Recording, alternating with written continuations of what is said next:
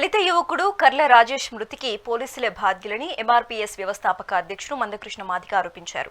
రాజేష్ పేరు ఉండటమే శాపంగా మారిందని, ఎఫ్ఐఆర్ లేకుండా ఎలా అరెస్టు రిమాండ్ చేస్తారని ప్రశ్నించారు. రాజేష్ ను తీవ్రంగా హింసించారని, A1, A2, A3 వ్యక్తులు జడ్జి ముందే పోలీసులు కొట్టారని ఒప్పుకున్నారని తెలిపారు. ఈ కేసును డీజీపీని కలిసి ముందుకు తీసుకెళ్తామంటున్న మందకృష్ణ మాదిగతో మా ప్రతినిధి Harika face to face. Madiga ఉన్నారు. అయితే రీసెంట్గా జరిగిన ఏదైతే లాకప్ డెత్ జరిగిందో ఒక దళిత యువకుడు రాజేష్ అనే వ్యక్తి చిత్రహింసలకు గురయ్యి అక్కడ చనిపోవడం జరిగింది అని చెప్పేసి అంటున్నారు. అయితే దీనికి సంబంధించి ఆయనతో మాట్లాడదాం. సార్, మీరేమో ఆయనది లాకప్ డెత్ అంటున్నారు, దానికి ప్రూఫ్స్ మనకు కావాల్సిన పరిస్థితి అయితే ఉంది. కానీ అసలు ఎప్పుడు అరెస్ట్ జరిగింది? ఇక్కడేమో 8వ తారీఖు అని అంటున్నారు, 17వ తారీఖు లాకప్ డెత్ అని చెప్పేసి వస్తుంది. అసలు ఏం జరిగిందంటారు? రాజేష్ అనే ఒక మాదిగ యువకుడి మీద 8వ తారీఖు నాడు కేసు నమోదైంది అని చెప్పి పోలీసులు ఆధారాలు చూపెడుతున్నారు. ఓకే, 8వ తారీఖు నాడు ఫిర్యాదు వచ్చిందని చూపెడుతుండ్రు, 8వ తారీఖు నాడు కేసు నమోదైందని చెప్తుండ్రు, 9వ తారీఖు నాడు అరెస్ట్ అయ్యిందని చెప్తుండ్రు, 10వ తారీఖు రిమాండ్ అని మీరే చెప్తుండ్రు. మీ ఆధారాలు ఓకే, 8వ తారీఖు నాడు కేసు నమోదైందని మీరే చెప్తున్నప్పుడు మరి 4వ తారీఖు నాడు పోలీసులు ఎందుకు కోదాట పిలిపించుకున్నారు? మధ్యవర్తుల సంతకం తీసుకొని ఎందుకో రాత్రికి వదిలిపెట్టారు? మరి తెల్లారి 5, 6, 7, 8, 9 వరకు కేసు నమోదు కాక ముందు వరకు పోలీస్ స్టేషన్లో ఎందుకు పెట్టుకున్నారు? పోలీస్ స్టేషన్లో మీరు పెట్టుకోకపోతే మరి తల్లి ఇతర బంధువులు వచ్చి భోజనం తీసుకొస్తే మీరే భోజనం తీసుకొచ్చామని చెప్పారు. హోటల్లో భోజనం వాళ్ళు తెచ్చారు. ఒకరోజు హోటల్ భోజనం చేతలేడని చెప్పి మళ్ళీ మీరే ఇంటికాడ నుంచి వండుకరమని మీరే చెప్పారు. ఇంటికాడ నుంచి వండుకు తీసుకొచ్చారు. కనీసం భోజనం తీసుకొచ్చిన తల్లి కూడా చూపించలేదు. చూపించమంటే మేము చూపించాం, మీరు తెచ్చింది మేము పెడతాం కానీ మేము చూపించమని మీరు ఎందుకు చెప్పాల్సి వచ్చింది? అదే సమయంలో మరి 5వ తారీఖు నాడు ఈ రాజేష్ని పట్టుకునే ఒక కానిస్టేబుల్ ఎందుకు పెట్రోల్ బంక్, ఆయన చేసే డ్యూటీ పెట్రోల్ బంక్ కాడికి వెళ్ళాడు? ఎందుకు మా అక్క ₹1,00,000 ఎందుకు తీసుకున్నారు? అదే సమయంలో A1, A2, A4ను పట్టుకొని ఎందుకు అనంతగిరి పోలీస్ స్టేషన్లో వేలుముద్రలు వేసుకున్నారు? ఇవన్నీ రుజువు అవుతున్నాయి కదా. అంటే మీరు ఏదైతే 8వ తారీఖు నాడే కేసు నమోదైంది, 8 ఎఫ్ఐఆర్ అయింది, ఓకే 9 అరెస్ట్ చేసినాము, 10 రిమాండ్, మీరు తప్పు చెప్తున్నారని ఇక్కడ రుజువు అవుతున్నది కదా. ఓకే, మేము సాక్ష్యం చెప్పాలి. సాక్ష్యం మేము ఎందుకు చెప్పాలి? మీ పోలీస్ స్టేషన్లో సీసీ కెమెరాలున్నాయి కదా, మీ పోలీస్ స్టేషన్లో సీసీ కెమెరాలున్నాయి కదా, బయట పెడతలేరు ఎందుకు? మీ పోలీస్ స్టేషన్లో సీసీ కెమెరాలే కదా, బయట పెడతలేరు ఎందుకు? మీ పోలీసు వాహనం జీపు ఎక్కడెక్కడ తిరిగిందో ఎందుకు బయట పెడతలేరు? మీ పోలీసు వాహనం బయటకు వెళ్తున్నప్పుడు చిలుకూరు పోలీస్ స్టేషన్ పోయింది కదా, అక్కడ ఎందుకు బయట పెడతలేరు? అనంతగిరి పోలీస్ స్టేషన్కి వెళ్ళి వేలుముద్రలు వేయించుకున్నారు కదా, అక్కడ ఎందుకు బయట పెడతలేరు? మీ పోలీస్ స్టేషన్కు తల్లితో పాటు బంధువులందరూ కలిసి భోజనాన్ని తీసుకొచ్చారు కదా, అదెందుకు బయట పెడతలేరు? అంటే మీరెందుకు? మీరు సాక్ష్యాల కోసం ప్రయత్నం చేయాలి కదా. సార్, సాక్ష్యాలు ఎందుకు కనుమరుగు చేసే ప్రయత్నం చేస్తుండ్రు? సాక్ష్యాలు ఎందుకు మీరు చెకప్ చేసుకోవట్లేదు? ఎందుకు బయట పెట్టట్లేదు? మీరు నేరస్తులు కాబట్టి. ఇప్పుడు ఎవరినైనా రిమాండ్ చేసే ముందు హాస్పిటల్కి తీసుకెళ్తారు. హాస్పిటల్కి తీసుకెళ్ళింది కరెక్ట్ అయినప్పుడు, హాస్పిటల్ ఇచ్చిన డాక్టర్లు బాగున్నారని చెప్తున్నప్పుడు మీరు కోర్టుకు హాజరుపరిచే ముందు గంట ముందు ఎందుకు ఇంజక్షన్ వేయించారు? కోర్టు ప్రాంగణంలో ఎవరైనా ఇంజక్షన్ వేస్తారా? హాస్పిటల్కి తీసుకెళ్ళినప్పుడు హాస్పిటల్లో ఆయన అనారోగ్యం సరిలేదని చెప్పి ఒకవేళ రిపోర్ట్ వస్తే ఆయనను కోర్టుకు హాజరుపరచరు, వెంటనే హాస్పిటల్లో పెట్టుకుంటారు కదా. మరి కోర్టు హాస్పిటల్లో మీరు బాగున్నారని మీరు సర్టిఫికేట్ తెచ్చారు కదా, మరి ఇంజక్షన్ ఎందుకు వేయించారు? అక్కడ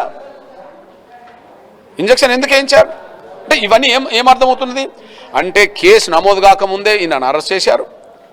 అరెస్ట్ చేయడమే కాకుండా ₹1,00,000 తీసుకొచ్చి మీరే పెట్టుకున్నారు. ఆయనకు సంబంధం లేదు. రాజేష్ ఫిర్యాదు రాజేష్ మీద వచ్చింది అంతే తప్ప A1, A2, A3కు సంబంధమే ఉండదు కానీ A4కు సంబంధమే లేదు. ఇప్పుడు A1, A2, A3ని వదిలేసి అంటే ఈయన మరణం ఎలా జరిగింది అని అంటారు? అంటే ఈయనని మాత్రమే కొట్టారా? వాళ్ళని కూడా కొట్టిండ్రు. ఇప్పుడు వాళ్ళు నిన్న 24వ తారీఖు నాడు కోర్టుకు వెళ్ళినప్పుడు జడ్జి అడిగిందంట కదా, అడిగిందంట మిమ్మల్ని ఎవరన్నా కొట్టిండ్రా, మీరు ఎప్పుడు అరెస్ట్ అయ్యిండ్రు అంటే కేసు నమోదు కాకముందే మమ్మల్ని 5వ తారీఖు నుంచి మమ్మల్ని అరెస్ట్ చేశారు. ఈయన 4 అరెస్ట్ చేశారు, 4 రాత్రి వదిలిపెట్టారు. 5వ తారీఖు నుంచి మమ్మల్ని కోర్టుకు హాజరుపరిచేంత వరకు పోలీసులే 3 స్టేషన్లు తిప్పారు, మమ్మల్ని చిత్రహింసలు పెట్టారని చెప్పి జడ్జి ముందు చెప్పిండు కదా. అంటే చట్టవిరుద్ధమైన అరెస్టు, చిత్రహింసలు పెట్టడం వల్ల చనిపోయడానికి ఇది సాక్ష్యం జడ్జి ముందు చెప్పిండు కదా. 24వ తారీఖు నాడు వీళ్ళు A1, A2 ఇప్పుడు కోర్టులో హాజరుపరచడం వల్ల వాళ్ళు చెప్పేశారు. A3 దొరకలేదు. అంటే ఇప్పుడు ఈ రాజేష్ మీద ఎలా కేసు నమోదైందంటారు? అంటే ఇప్పుడు మీరు చెప్తున్నారు ₹1,00,000 అని చెప్పేసి అంటున్నారు. అంటే ఈయనకు ఎలాంటి సంబంధం లేదా ఇందులో? విషయం ఏంటంటే ఫిర్యాదు చేసిన రాజేష్ ఆయన అనారోగ్యం గురై ప్రైవేట్ ఆసుపత్రిలో ట్రీట్మెంట్ చేస్తున్నాక ఎక్కువ డబ్బులు ఖర్చు కావడం వల్ల సీఎం రిలీఫ్ ఫండ్ కోసం పెట్టుకున్నాడు.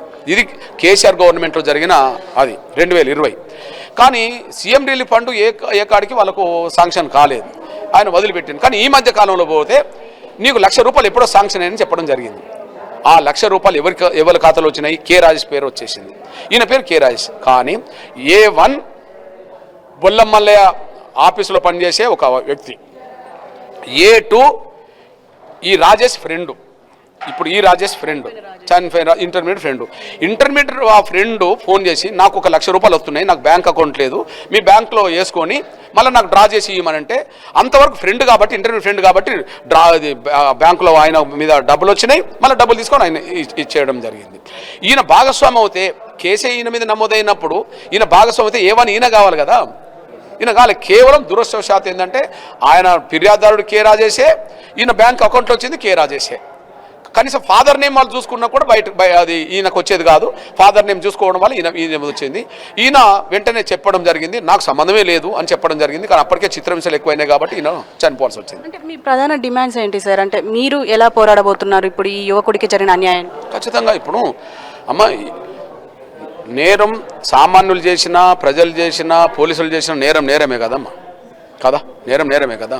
ఇప్పుడు సామాన్యులు నేరం చేస్తే చట్టాలు వర్తిస్తున్నప్పుడు పోలీసులు నేరం చేసినట్టు కదా. ఇప్పుడు ఎవరి మీదనైనా కేసు నమోదవుతే, అతన్ని అరెస్ట్ చేస్తే, కేసు నమోదైన వ్యక్తిని అరెస్ట్ చేస్తే 24 గంటల్లో కోర్టుకు హాజరుపరచాలి. అసలు కేసే లేనప్పుడు ఈయన అరెస్ట్ చేశారు కదా. కేసు పెట్టింది ఎప్పుడు? 8. మరి 5వ తారీఖు నాడు నుంచి మీ దగ్గరనే ఉన్నాడు కదా. 4 అరెస్ట్ చేసి మీరు వదిలిపెట్టి మళ్ళీ తీసుకొచ్చుకున్నారు కదా. 5వ తారీఖు నాడు కేసు స్టేషన్లో పెట్టి 6, 7 అని పెట్టడం అంటే ఏ కేసు లేకుండా మీరు పెట్టుకున్నట్టే కదా, చిత్రహింసలు పెట్టినట్టే కదా. తల్లిదండ్రులకు సూచించలేనంత పరిస్థితి ఎందుకు వచ్చింది? మీరు చిత్రహింసలు పెట్టడం వల్ల, ఆయన లేవలేని నడవలేని పరిస్థితులు ఉండడం వల్ల తల్లిదండ్రులకు చూపెట్టకుండా మీరు చేయడం జరిగింది. తల్లి భోజనం తీసుకొచ్చింది కదా, బంధువులు భోజనం తీసుకొచ్చారు కదా, మీరే భోజనం తెమ్మన్నారు కదా. మరి తల్లిని సూచించమన్నా మీరు సూచించలేదు కదా, తల్లితో కూడా మాట్లాడించలేదు కదా. అంటే అప్పటికే చిత్రహింసలు ఎక్కువ పెట్టడం వల్ల కదా ఇదంతా జరిగింది. ఏంటంటే ఖచ్చితంగా తీవ్ర చిత్రహింసలకు గురైన వాళ్ళని అనారోగ్యం కానీ చనిపోవాల్సి వచ్చింది. ఇది స్పష్టంగా రుజువు అవుతుంది. చెప్పారు, జడ్జి ముందైతే చెప్పారు కదా, అది రికార్డే కదా ఇప్పుడుగా.